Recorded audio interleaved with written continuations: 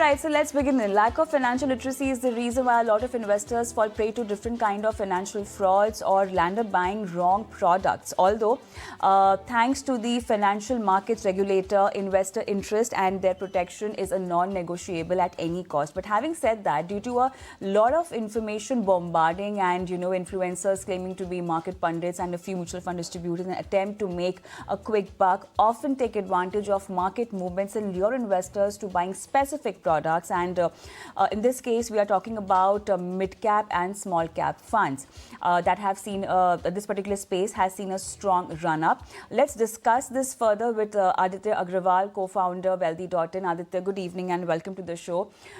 So whenever we discuss investor portfolio or our viewers' portfolio these days on the channel, on the show, we see a lot of small-cap funds. In fact, people just have started investing and their first fund happens to be a small cap fund on the basis of the product maybe is being sold by someone to them, or they just see a surge in the performance or in this category. Having said that, there is information and there is something called as misinformation. And over here, the misinformation part is slightly heavier when it comes to educating the clients, even from a mutual fund distributor's perspective. They are obviously trying to cash it out, and over here the investor is just looking at big returns. How would you explain this entire scenario, Aditya? Thanks, Kavita. Pleasure being here.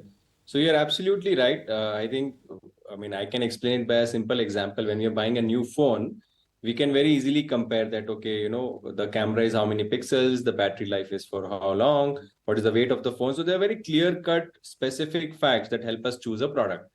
But when it comes to investment products, unfortunately, the only thing we have is past performance, right? So that is something that I can, as a consumer, see, okay, what is the performance for past 1 year, 3 year, 5 year, right?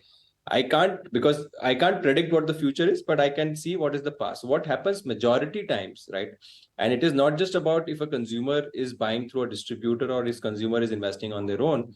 Majority times we end up looking at what gave the best returns. And that is not just in mutual fund, across products. But the reason why you're seeing small caps in your portfolios, or even first investment of a client is small cap, is because, in last 1 year, most majority small cap funds have delivered 40% plus return, right? So when you see a number like 40%, you obviously get excited and you forget about what can go wrong. You only focus on the fact that, oh yes, I can make 40%. That is like almost 1.5 times more money in 1 year, which, probably no other instrument can give. So that is the starting point of why a lot of people end up getting wrong and sort of go into a product which may not be suitable for them, but they just look at one parameter, which is last 1 year return, and not able to look beyond that. That is the primary reason, Kavita, why this happens. So the way, these products are missold, not to take it wrong, one can really have a mid-cap and small-cap in the portfolio, depending on the way the portfolio is designed and the way it's been diversified. And accordingly, one can have the exposure restriction or maybe plan it accordingly. But then a lot of banks that push mutual funds, there are a lot of distributors or even experts who try to compare the performance that's been seen right now in mid-cap and small-cap to something like a fixed deposit or maybe to a debt mutual fund where an investor, will see less volatility or much more safety as compared to these categories. These comparisons which are shown are wrong, obviously. Also, from the investor's point of view, and the fact that they need to understand is the kind of space that you're talking about, which has high volatility. It's high risk and high return kind of a space, which you need to understand. How would you actually analyze if you're being sold the wrong kind of product? Right. So I think first, if I have to look at when someone is recommending me a product, if someone is only talking about returns, right, and if someone is talking about high returns, then that's the first red flag for me, right? Because if I am speaking to someone, if I'm not sure about a product, especially if it's investments, people should be talking about, what my ambition is from my money, what my aspirations are for my family, right? And how can my money take me there, right?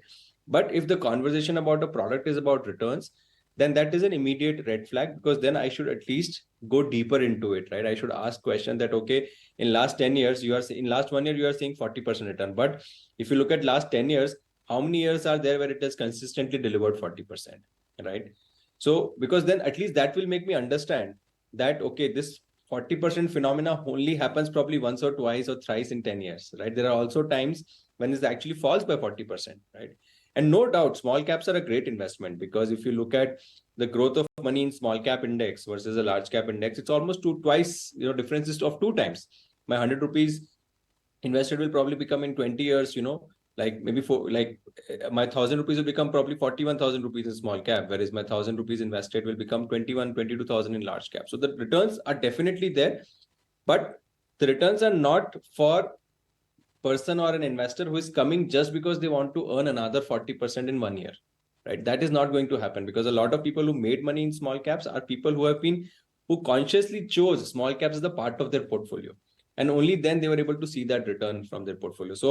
So when you're analyzing, when someone is speaking to you, I think that if someone is speaking about high returns in last 1 year, I think that's the first red flag. Obviously, the second thing that you should analyze is that how does this product fit into your long-term financial goals, right? If your ambition is to double money in 1 year, like no financial product can do that for you, right?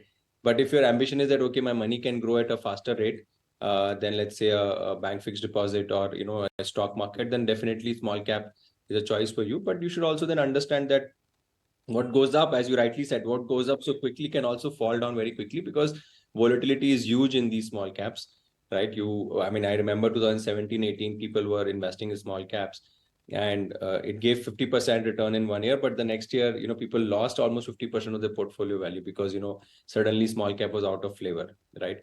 So that's how you analyze your investment, especially when someone is speaking to you about these financial products.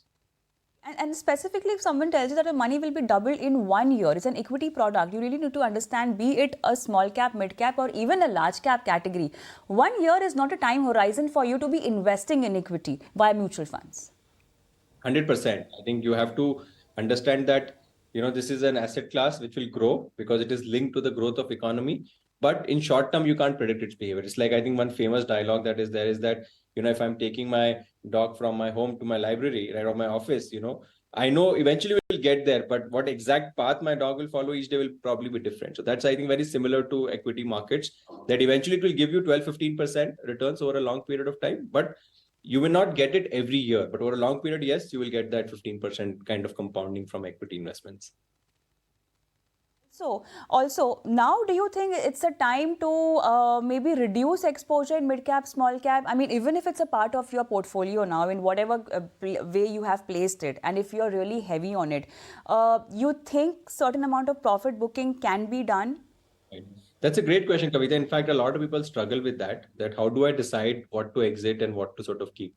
So the way at least we look at it is that, let's say you decided that you will invest 100 rupees in equity, and you decided 70 will be in large cap, 20 will be in mid cap, and 10 will be in small cap. That's what you want to keep your allocation, right? Because that is something that you're okay with. 10% in small cap, you're okay with the returns and risk that it provides.